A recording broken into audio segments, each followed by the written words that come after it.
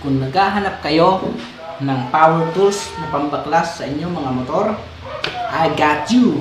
Ito ang mai-recommend ko sa inyo, ang Kilat Power Tools. Subok ko na to, and talagang malakas siya.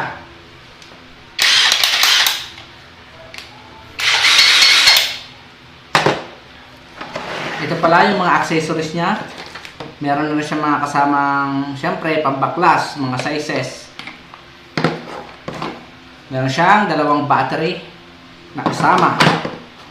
Yan, mamaya susubukan ko kung kaya-kaya niya pang paklasin ang aking motor. Meron na rin siyang kasamang mga barena. So, pwede siyang gawing barena. Gagawin mo lang, ayun, nahulog yung pin. Yan.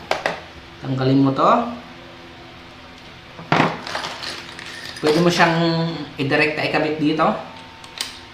Yan. And ready to go. Pwede ka na magbarena. Or, kung gusto mo naman, pwede mong ikabit ito. Yan. Sasalpak mo lang yun dyan.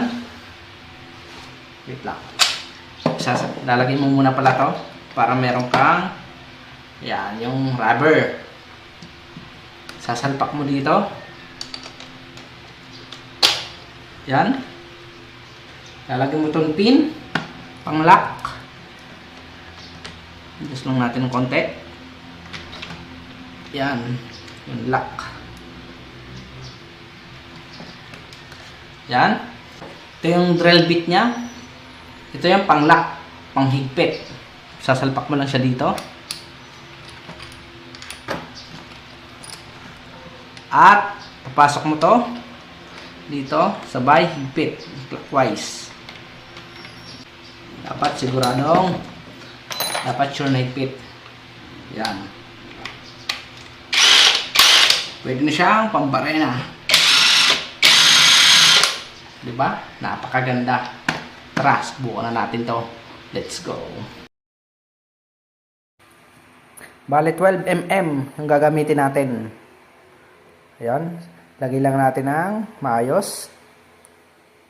Hanapin natin yung butas. Pasok lang natin. Ayan. Lagay natin yung pin para nakalock siya.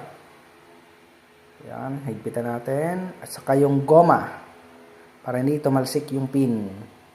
Ayan. Check lang natin kung hindi na siya natatanggal. Okay, good to go. Bale, ang tatanggalin ko pala dyan yung front brake ng aking motor. Medyo